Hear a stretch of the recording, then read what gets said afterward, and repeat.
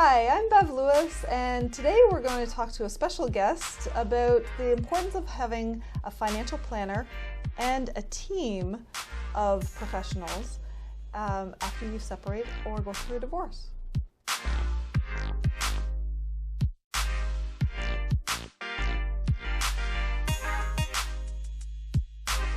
Hi, I'm Bev Lewis, and I am the founder and president of Positive Solutions Divorce Services, and we help separating couples to navigate the divorce process step by step, and we save them unnecessary legal fees.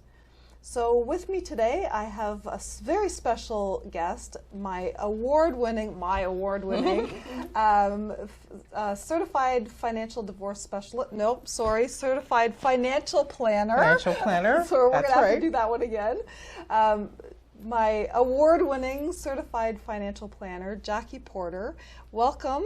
Thank you. It's great to have you with us. Very nice to be here. And today we're going to talk about how people's finances change with a separation, and what's so important for them to realize when they're going through that process, and where they can reach out for some help.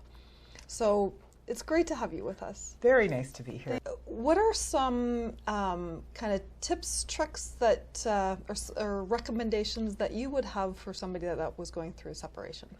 I think build a team. I think there's so many things going on. Divorce, they say, is worse than losing a partner. Yes. Which, you know, when you think about the long-term effects of a divorce, they're actually, and it's all consuming.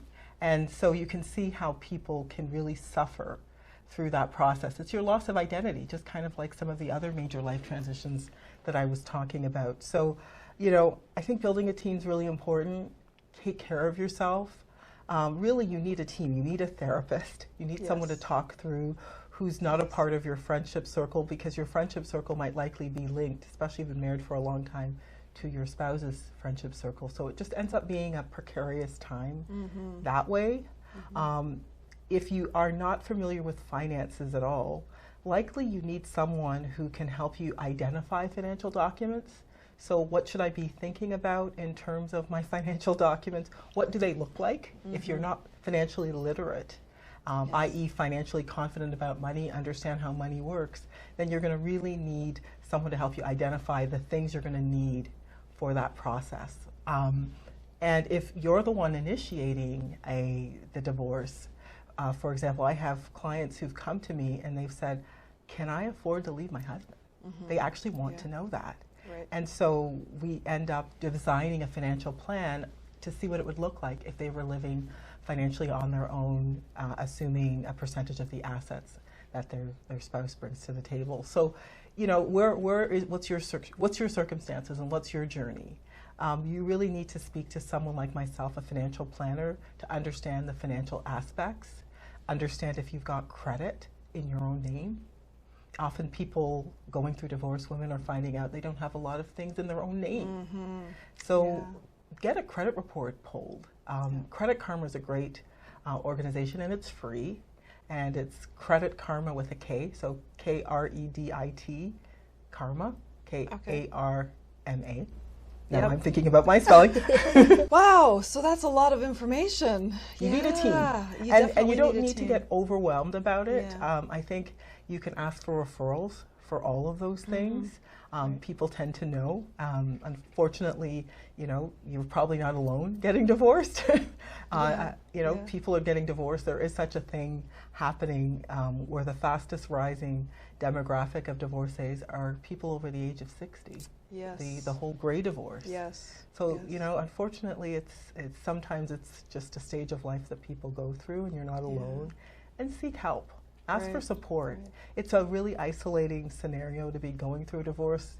People feel like they failed, which is why a therapist comes in handy. There's lots of things that you have to look at. It's kind of like a meltdown, right? You kind of have to rebuild. Sure. And you need a village to rebuild. And you know, I see a lot of clients, almost all of our clients that come in for mediation, whether they're young or whether they're old, and there's usually one person, and typically, not stereotyping, but typically it's the woman, it's the wife, it's the mom. She's never been a part of the family finances. Yep. She's not the one that pays the bills. That's right. Or does the investing. That's right. And so when they come in to see us for mediation, the information that we require from them, usually she doesn't have a clue, and she doesn't know. Well, we're going through the discussion of separating their assets and child and spousal support, what she needs in order to be living on her own and raising her family. I had a really sad case recently that pre-mediation, the husband and wife that were going through separation agreed to X amount of spousal and child support, right. And without her knowing anything about finances, and this is a young lady, she agreed to that one amount. That's and right. when we got into doing the actual calculations for child and spousal support and the division of property, she was, you know, the calculations showed the number was double. Yeah, that's right. She needed way more.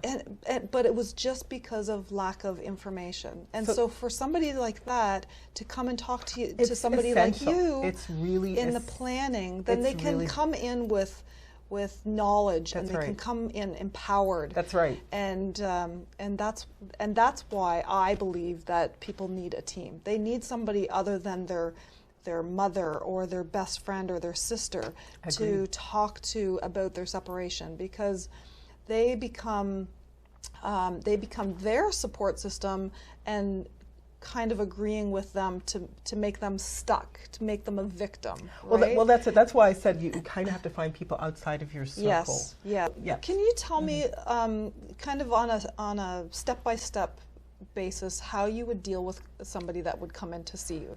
So in that circumstance of the young lady that came to me, and she didn't have any information at all about finances, she had no clue about what she needed.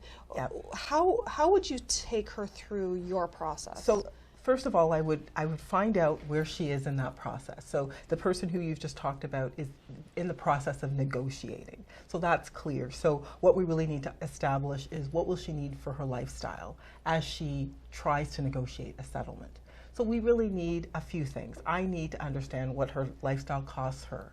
And typically, even for people in your practice who are either pre-settlement or about to go through this whole process with you, they should kind of take stock of two budgets. They should look at what their lifestyle's costing them now, and how will those costs change when they actually separate and they're paying the bills on their own. So somebody that's not involved with their financial position at home, that's a big job for them. Yes, that's right. So we're going to likely have to go through that process together, step by step, figuring out what all these expenses are, what are their current expenses, we have to look at their bills. So I have a list of all the things I need from them, financial documents I need from them, and sometimes I'll enlist, just because it's very detailed, I'll enlist a financial document specialist to go through to the house to them and go through what the documents would look like so they can get that together. I believe seriously that the documents and the financial numbers tell me a story that I cannot get from what a person tells me. Yes. I need to see both. I need to hear what you're going through, and I also need to look at the numbers so we can have a realistic conversation about where you are financially. So let's say you're the person who wants to continue to live in the house. What's your credit score? What are you going to get as a settlement? What's the monthly mortgage payment going to be after that? And can you afford to stay there? So when you based on what the income potentially could be from support. When you say their credit, what does that look like? What does that need to be for them? You need at least a 650 score. Okay, and they find that out through Credit Karma. The Credit Karma. Through the credit report. Okay. So you need at least 650 for the bank to even look at you. Okay. Then you need a certain amount, and that number, that bar is changing all the time. You need to have a certain amount of assets, depending on the amount of a mortgage you're applying for. So how much are you going to be putting down on that house. So let's say a lot of women end up staying in the house where they were living with the kids, or want to. Right. Is that a reality based on what you'll get for support? And if you're not working, if that's all you're getting, and what are you putting down on the mortgage? Is that going to be enough to pay all the bills and live there? And we so can't have those realistic conversations unless I have that kind of detail. So in order to get that information, really they need to be working with a mediator. A mediator, exactly, like yourself. Like myself, in order to put those numbers together and show what potentially they could be getting in assets, division of their property, That's how much right. debt they're going to have left over, That's right. and if applicable, how much child or spousal support they're going to be receiving. That's right. So Yes. advocating for yourself financially is the paramount thing you can do, which is why you need to speak to somebody Right. to fully understand. And then you just have to make sure you know who you're sitting in front of. When you're talking to a financial advisor, because we have so many generic terms in our industry for what it means to be a financial advisor that bug me, because then people don't really know what I do from what someone who just invests money does. So Right. if you're going to work with somebody who's a advisor who can advise you on these issues, you're best to work with a certified financial planner who can talk to you about your cash flow, who can talk to you about how much risk you're facing in terms of the life, debt, looking at income replacement, understanding the overall risk to your financial circumstances, who can talk to you about your estate and planning for your kids when you're gone, and who can talk to you about retirement. But you need to ask the person you're working with, what licenses do they hold? And if they're a certified financial planner, what other designations do they have, like the divorce specialist, to see if they can help you. Right. Don't be shy, because it's your money and it's your life, and you're the one who's going to suffer the consequences of the decisions that you make. So find out what you're doing with the person that you're working with to see if they can really help you. Because if they only hold an insurance license and they say they're a financial advisor, then you have to do the math. Right. I work with some couples that I actually will stop the mediation process with and say, because there's an imbalance, and imbalances aren't always negative per se. It just could be an imbalance that one person has more information than the other person, right? Oh, yes. So in the context of the financial world, where husband might have all of the information and make the investments and that kind of thing, there's times that I will actually stop the mediation process and say, you need to go and empower yourself. You need to go and get some information, because you can't make decisions based on information that you don't have. That's or right. you don't know. Correct. Just because that's not been a part of your relationship. So there's a lot of times that we'll have the numbers, we'll have the equalization that's been figured out for them, calculated, and we'll have possibly child support if the children are still young, and spousal support if it's been a longer term relationship. But with that information, then before they start making those decisions, they need to take that information to somebody like you, a certified financial planner, that you can then guide them and say, yes, this is going to work, or no, this is not going to work. And maybe you should take a longer term in spousal support for a lesser amount, or you need to have more upfront and for a shorter period of time, or something as simple as an equalization payment, so equalization is when one party has more in assets and liabilities, so their net family property, their total of all their property. One person usually has more of those than the other person. So in order to equalize when you're separating, you have to take the one party that has more, the one party that has less, and equalize that amount. So one person has to give to the other person that equalization.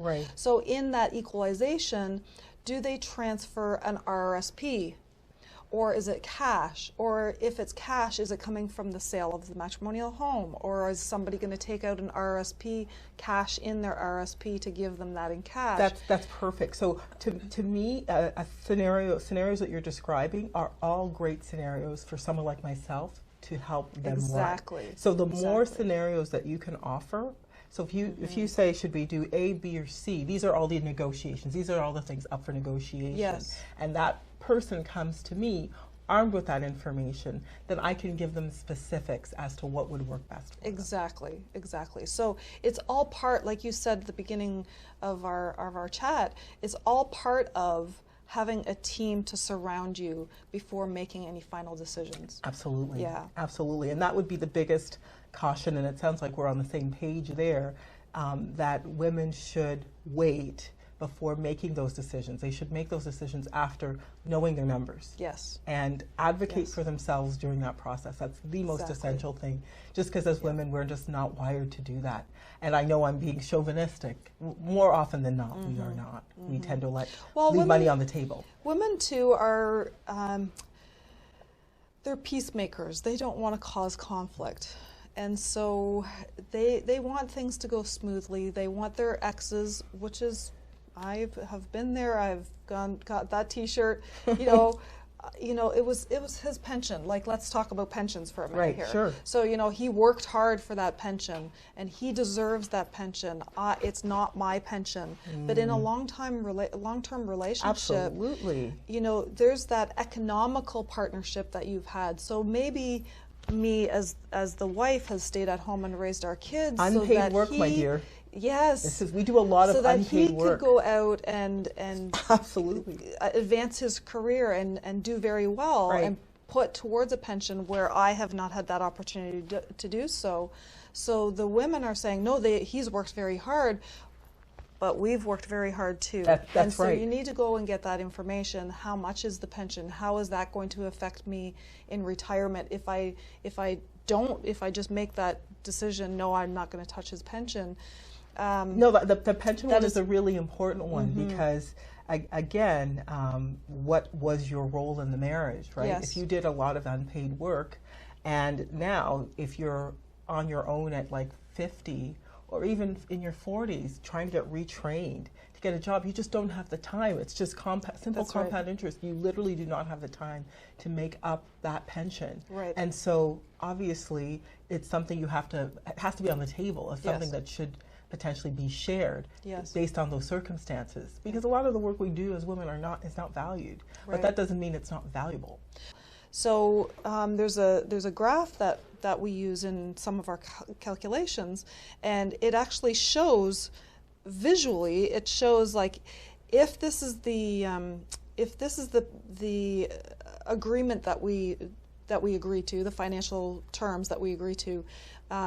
This is what her income is going to look like. That's right. Or her assets are correct. going to look like post-retirement or in 5 years or whatever, maybe when spousal support drops. Exactly. Right? And this is what his is going to look like. So we've got a huge difference in income structure and assets going into retirement, where working with somebody like yourself, we can even those numbers off. So it's not that the husband is going to be, or the spouse is going to be crashing and burning because he's got to give up part of his pension, but it just equalizes it a little bit more. And that's what asset equalization is supposed to be about, is that no one should be worse off. Right. You should be equally both worse off. Yes, exactly. As usually divorcees are, but one shouldn't be more worse off, because the other financial implication that I studied when I looked at what happens to women over the age of 65 is 3 times more women than men are living on old age security guaranteed income supplement benefits in retirement, because of things like widowhood, because of things like divorce, because of things like never earning enough. And so for us to change that trajectory, we really need to look seriously at our numbers and advocate for ourselves as much as we can and try to make it a little bit more fair. Yes. Because, the bag lady thing is a thing. Yes. It really is a thing. Yes. Yes. And I actually heard recently, and I don't remember what the statistic was, but the majority of women in poverty are from divorced That's correct. relationships. Yeah. And so women in poverty are from divorced relationships, usually with children, and so we end up creating this cycle. Yes. For our children as well. So we're not just advocating for ourselves to be selfish, we're advocating for our children as well. Yes, that's wonderful. Well, thank you so much, Jackie, for joining me today. It was a real pleasure having you, and hopefully we were able to give our viewers a little bit more information on the importance of having a team and having somebody that's going to advocate for you post-separation, and especially dealing with financial issues going forward. Well, so thank you. It's been a pleasure. The only thing I would say on top of this is, you know, the great news for women is we now control 33% of North America's wealth, and that number is growing by 8% every year. Wow. So the choice we have to make going forward is, if we want to become more financially confident, we have no choice, actually. We have no choice. We have to become more financially confident because of the trajectory of the bag lady. Yeah. The problem is women aren't confident, and because they're not confident, they're usually letting other people make their decisions for them, or they're just not making them at all themselves. Right. So I'm really grateful that you're doing things like this for women who didn't plan on necessarily being divorced, that this might be an opportunity for them to make better choices. That's wonderful. Thank you for that input. Yes. Thank you so much. A pleasure.